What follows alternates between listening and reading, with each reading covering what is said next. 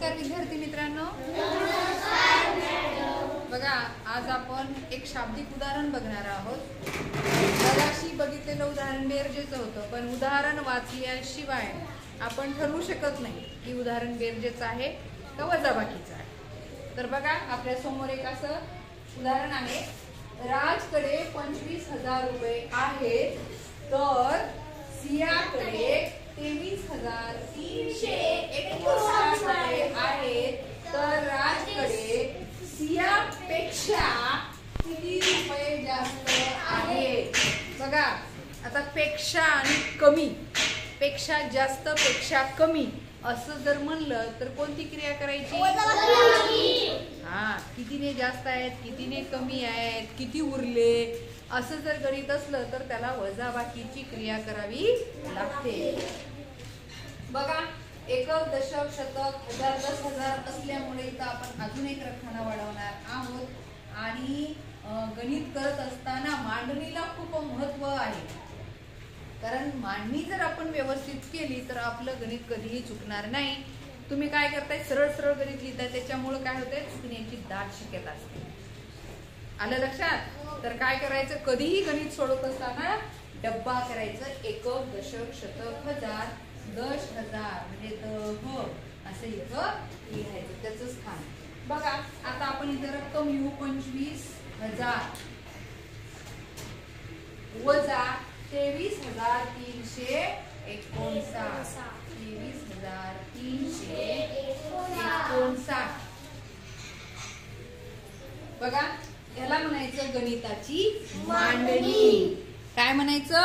गणिताची मांडणी. अशी मांडणी केल्यानंतर कधीच गणित चुकणार नाही. आणि गणित करताना घाई करायचं नाही, नीट लक्ष द्यायचं. वेदांत, नीट लक्ष द्यायचं. जसं आपण, तू जर नीट लक्ष दिलं असतंस तर तुझं कुणी गणित चुकलं नसतं. ठीक आहे. बघा, आता ह्या शून्यातून 9 जाते का? नाही. मग इकडून आपण एक हातचा घेतला, झाले 10. आता इथं शून्य म्हणजे 10 होते, या 10 ने याला किती दिले? 1. म्हणजे इथं किती राहिले? 9 राहिले. आता इथं बी 10 आहे, ह्या 10 ने याला 1 दिला म्हणजे इथे किती राहिले? 9 राहिले. आणि इथे किती राहिले? 4. कारण याला बी हातचा ह्या 5 ने दिलं, म्हणून याच्यावर आपण गाठ मारायची. नंतर या शून्यावर रेष मारा, याच्यावर मारा, याच्यावर मारा. बघा, काळजीपूर्वक जर केलं, अमर लक्ष दे. तुम्ही काय करता, इथं 10 लिहिली आणि लगेच इथं 10 लिहिली. अमरनं इथं 10 लिहिली म्हणून अमरचं गणित चुकलं. पुन्हा इथं 10 लिहिलं म्हणून अमरचं गणित चुकलं. अशी चूक पुन्हा करायची नाही. बघा, 10, कारण या 10ला या 10नं म्हणजे हा शून्य म्हणजे 10च आहे, लक्षात घ्या. इथं घेतल्यावर म्हणून याला याला दिलं म्हणजे इथं 9 राहिले. पुन्हा यानं ह्याला दिलं होतं म्हणून इथं 9 राहिले. आणि या 9ला कोणा दिलं होतं? 5 ने दिलं होतं. ही गोष्ट जरा नीट लक्षात घ्या. आता करा, सोपं झालं. 10 मधून 9 गेले, 1 राहिला. 9 मधून 5 गेले, 4 राहिले. 9तनं 3 गेले, 6 राहिले. 4तनं 3 गेले, 1 राहिले. आणि 2 मधून 2 गेले, 0. एवढं साधं सोपं गणित होतं. किती सोपं गणित होतं. आणि त्याला उगाच आरबळत बसायचं नाही, त्याला अवघड आणि कठीण करायचं नाही, फक्त लक्ष द्यायचं. शून्य असलं की, आपल्या घरात साखर नसली की आपण शेजाऱ्याच्या घरी जातो, आणि शेजाऱ्याच्या ही जर घरात नसली तर त्याच्या शेजाऱ्याच्या घरात जातो. तसंच इथं आहे. याच्याकडे हातचा आपण इकडनं घेतला, मग याला हातचा दिला, मग याला याच्याकडनं घेतला, आणि याला याच्याकडनं घेतला.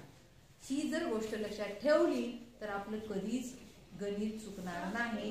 मग मला सांगा, इथं काय म्हटलेलं आहे, सियापेक्षा राजकडे किती रुपये जास्त आहेत. मग राजकडे सियापेक्षा 1,641 रुपये जास्त आहेत. इथं असं लिहायचं, राजकडे सियापेक्षा